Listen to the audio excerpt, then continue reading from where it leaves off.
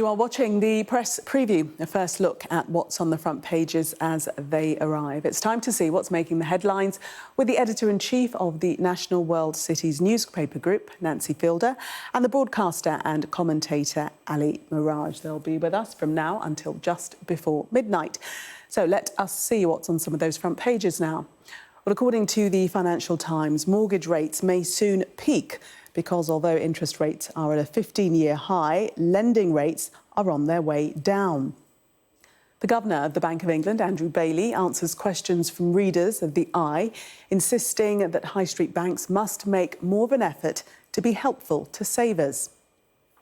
A report in the Mail claims Albanian people smugglers are charging £2,500 to get foreign criminals out of the UK. The Mirror hears that the first person to win the National Lottery and then go to prison has now reinvented himself as a decorator. The Telegraph has seen new guidelines which set a minimum age of 7 for children to receive treatment linked to their gender identity. Women who lost out on £1 billion in pension payouts because the amounts they were owed were tied to their husband's contributions may soon have that injustice put right. That's according to The Express. The Guardian has a report on the growing trend of private equity firms investing in the childcare sector. The Times understands that middle-class British students are missing out on going to top universities because the high-ranking Russell Group universities prefer to offer places to foreign students who are paying higher fees. And The Star carries a bizarre story in which the comedian Joe Pasquale claims he narrowly avoided death when he tripped over a moose antler in Skegness. And a reminder that by scanning the QR code you'll see on screen during the programme, you can check out the front pages of tomorrow's newspapers while you watch us. And we are joined tonight by Nancy Fielder and Ali Miraj. Welcome to you both. Let us start with the Financial Times. And good news, seemingly. Mortgage rates may soon peak. Ali? Well, it would be good news, Gillian, if it had happened, but it hasn't happened yet. I think anyone who's seeking to remortgage, and there are millions of people out there looking to remortgage this year, there's a cliff edge, and that's going to continue for the next 18 months or so, is going to find it very hard to get any deal at the moment below 6.5%. I mean, the current average 2-year fixed rate mortgage is 6.85%. Some people might take a punt on going for floating rates, thinking that the rates might come down if inflation actually is brought under control. And it certainly looks like Hugh Pill here, who's the chief economist of the Bank of England, saying that things might be moving in the right direction here. There's a prediction that by some out there that the Prime Minister's aim to get inflation, to halve inflation by the end of the year, might come to pass. That would be about 4.9%. But it's going to be really, really painful for people out there whilst these interest rates persist. The swap rates that banks charge when they make these fixed rate mortgages are coming in slightly, but that is yet to be felt by mortgage borrowers, basically, who are going to take out mortgages. It's not being felt yet. Things are really, really tough out there. Yes, now you quoted Hugh Phil, the Bank of England chief economist. He's saying that the increases are starting to take effect. It's working. There's no predetermined path for interest rates, but rather we're responding as the economy and the data evolve. Over the past few weeks, markets have priced in a lower peak of interest rates next year, and it's these swaps rates that banks use to price mortgages. So sounding optimistic, Nancy. It is, but I mean, as I just said, it's not actually going to solve the problem. What they're saying is it might not get an awful lot worse, but actually it's already so bad that people are losing their homes. So this is something that is a tiny bit optimistic. But look, we are in the middle of a really, really cold August, and it feels a little bit like we've got a winter on the way where we all remember those gas prices. Petrol's come down a tiny bit and we're all supposed to be celebrating, but everything is costing a fortune. And unless we see mortgages come down significantly, we are going to have more people losing their homes. So while this is a tiny bit of good news, it's nowhere near enough. And it's the economy is controlled by these kind of people, isn't it? None of this is accidental. We're not watching what happens. There are very powerful people with an awful lot of money who've never risked losing their homes who are controlling it with interest rates and mortgage rates. Yes, and high interest rates, not great for those with mortgages, but it's thought that they are good news, somewhat good news for savers. But Andrew Bailey saying in the Eye that the banks need to do more to help savers to pass on those increases, Ali. That's right. Andrew Bailey, the governor of the Bank of England, is saying that. And just to sort of challenge Nancy a little bit on this, the Bank of England has got a difficult job to do. They have a blunt instrument, which is to control inflation. Their sole job is to get inflation down to 2%. Now, you might say that they have been remiss in their objective because they waited too long to start tightening the screws by increasing interest rates. But that is their sole job. So to say that, there are people who have got houses who are doing this and are not going to suffer the consequences, I mean, I think is a little bit of a cheap shot because that is their job. Now, you might argue that the remit of the Bank of England should change. Some people are even calling for politicians to actually stop passing the buck and actually take back control of interest rates. I don't think that would be a good thing at all. I think independence for the Bank of England was a sensible move brought in by New Labour back in '97, by the way. But you have to accept that the Bank of England has got a difficult job to do. And a lot of these factors are outside their control. I mean, you're looking at a war in Ukraine here that's driving up the energy prices. You're also looking at Brexit, which is still going to have an enduring effect of 4% of GDP, according to the Office of Budget Responsibility itself. There's a limited amount that the Bank of England can do. It's trying to do what it can to try and dampen down demand. That's the whole point of this, to try and get inflation under control. Nancy, do you want to come back on that? Kind of, but also moving on slightly. So this story is another example of the same thing. So banks are being accused here. There was some research that came out a few days ago saying mortgage rates, as soon as they need to go up, they shoot them up. But guess what? When interest rates changes, the savers don't get the same amount passed on. So when it's us having to give more to the banks, they're very quick. When the banks should be giving to us, they're really slow on it. And actually, they've had their wrist slapped this week, and they're looking at some of the regulations around that. And this is the Bank of England governor saying that. So I don't think, I just think their whole economy, the banks, the Bank of England, I accept absolutely that it's a tough job. But I also think sometimes they are so out of touch with reality and the lives that the average person lives that they're not always doing what is best. And this is a story of the bank's been told that they're not doing what's best, which probably doesn't surprise anybody. And we can go as far as saying that Andrew Bailey is saying, they're not being fair to customers. Well, I think he's making the point, and I think Nancy's right here, that he's pointing out that some banks are not passing on those rate rises quickly to their savers, but they are doing that on the other side of the equation to mortgage holders. So I do think that there's a fairness point here. There are some pretty decent deals out there if you look around, but it's fair to say that banks are always a little bit slow to put up the rates for savers. So I think it's a fair point. But the other thing that Andrew Bailey mentioned, which he got vilified for, was a lot of people out there, particularly in the public sector, but not only the public sector, asking for inflationary wage increases. And he made this point about a wage price spiral, and he was completely denounced for it.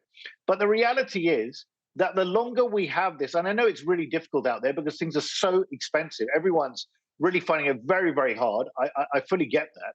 But the longer this persists, it becomes embedded in the system. And what Hugh Pill and others are still concerned about out there is that this inflation might become embedded in the system. Yes, there are signs that it could be brought under control, but if it is certainly stickier and less transitory than people expected. And if it remains sticky, that is not a good thing for the economy at all. We need to get it under control because it erodes savings and makes life difficult for everyone. Let's move on to this story in the Daily Mail, Nancy. It's a people smuggling story, but with a twist, because this is about people smugglers smuggling people out of the country. They're cashing in twice, bringing migrants into Britain and helping criminals to escape across the Channel. Take us into this story. Yeah, so this is a complete reversal of the anti-immigration stories we often hear. This is outcry from the Mail after an investigation where they went undercover and they were offered. They pretended they were attached to people who needed to be snuck out of the country to escape the criminal justice system. And for the right price, it turns out you can be snuck out just as you can be snuck in. Who knows how many actual people face this actual situation? I don't think this is a massive, massive problem, but it does all add to the anti-immigration hate and to the ongoing crisis of people trying to get in. I'm not sure this really says a massive amount other than a small amount of people who come here, commit crimes and should be held to account. Absolutely. I'm not saying that they shouldn't. Ali, the Mail are claiming that Albanian gangs are advertising escape routes in lorries for people who have problems and want to leave England as soon as possible. You see, I don't think it's anti-immigration at all. I've got to challenge Nancy on this. I don't think it's anti-immigration at all. I think it's a question of the asylum system being abused. There are genuine asylum seekers that we should take in. The numbers should be capped. We can't have thousands of people crossing the channel every year. But what this story is saying is that not only do these people come in illegally, and by the way, Albania is a NATO member and an EU, a country applying for accession to the EU. What on earth were 12,000 Albanians, mostly men, coming across the channel last year trying to do to get into this country, and now are having to pay to go back up to £17,500 to unscrupulous people smugglers that are taking advantage of them and putting their lives at risk? It's a disgrace. It's right that the Prime Minister dealt with the Albanian Premier to try and deal with this issue. And they should have never been coming here in the first place. If you want to flee for economic reasons, then apply properly through the immigration system and don't abuse the asylum system, which is there for people genuinely fleeing persecution. OK, Ali and Nancy, we are going to take a break there. Stay right where you are. Coming up, new analysis reveals why British students could be missing out on places at top universities. We'll discuss that and more next.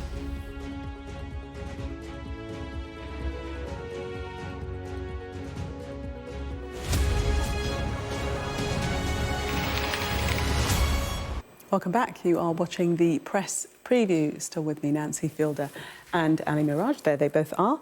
Let's have a look at this story on the front of the Times. And it's about middle-class British pupils losing out at top universities, the Russell Group universities, because places are being given to foreign students. Foreign candidates are taking precedence, presumably because they pay much more in fees, Nancy. That's absolutely right. So foreign students can come to some of the best universities in the country and pay up to £40,000 a year for their place here. And what this article says is that because the universities are also trying to make sure that they're balanced and not just offering places to well-off people and trying to bring people from lower class incomes, families in, that they are losing out the whole middle stretch, the middle class students is how it describes it. I think it's probably an inevitable consequence of universities being funded by student fees. It was always going to happen. The people who can pay more will get the places. It will probably get worse and worse. There's some really good examples, some great universities, and they're arguing that less people will get into them from our own country. Yeah, Ali, they're saying the number of places for home students at the universities of Oxford and Southampton have fallen between 2015 and last year, while the number of international student places has risen. That's right. And I was very privileged to speak at the commencement ceremony at my alma mater, the London School of Economics, a couple of weeks ago. And it did strike me how many of the undergraduates passing through were foreign students, which is great for the British students who study there because their experience is so much richer for the network that they make. But 50% of the students are international. Now, that is a lot of students. And obviously, universities are strapped for cash and they have to make money. And there's a plethora of universities as well. So it's a pretty crowded space. But if you've got a situation there where domestic students are effectively finding it harder to get a university place, that is not a good place to be for university students that are already spending £9,250 a year for an education and they can't even get a space. Not good. Yeah, it says the most popular subject for international students by a wide margin is business and management, with 217,000 undergraduates and postgraduates coming to Britain every year to study it. A little fact for you. Let's have a look at this story in the Daily Telegraph next. Gary Lineker, photographed there of him smiling, saying the quote is, "I got a standing ovation in M&S after the BBC suspended me." Nancy. He looks very happy in that photo, but actually he says it was really, really cringy and he was just he was screaming inside for people to stop. But obviously, I mean, it's interesting that real people in the real world of an actual shopping centre chose to clap, because I feel we often live in the social media bubble, don't they, where depending on your algorithms, you're either very left-wing, very right-wing. It's an incredibly divisive debate, this one. He also goes on to defend the BBC licence fee, but then I think their highest paid presenter on well over £1 million a year would probably defend the licence fee. But you can all imagine how embarrassed he was when they started clapping him when he was doing his shop. Yeah, it's just going out to buy his groceries. Ali, he says, though, that 5 months on, he's unrepentant. "I'm a bit stubborn. The more I'm told not to do something, the more I want to do it." Yeah, which is why I think that Gary Lineker should have been fired for doing it, because frankly, I think it was a ridiculous thing to say. He's a football presenter. There are lots of people around the country who would take exception with his reference to the Home Secretary's policies, however much you disagree with them, being akin to the Nazi regime. I think a lot of people would find that pretty abhorrent, frankly, including a number of people who enjoy watching Gary Lineker, including myself. I think he's a very good pundit, but I think he was on the wrong side of the line, and I think that the BBC capitulated on it. And it went on for several days. It was a really unedifying episode. And look, if he's getting clapped in his local M&S in Barnes, great. I mean, it's not exactly a representative sample of the whole of the country, really. So, good luck to Gary Lineker, but I don't agree with his statement at the time. I think it was completely wrong. I think it was on the wrong side of the line. And I think he should focus on the football punditry rather than making comments like this. Very quickly, Ali, yes or no answer. Do you think he should have been fired for it? Yes, I do. Very clear and succinct. Thank you both, Ali and Nancy.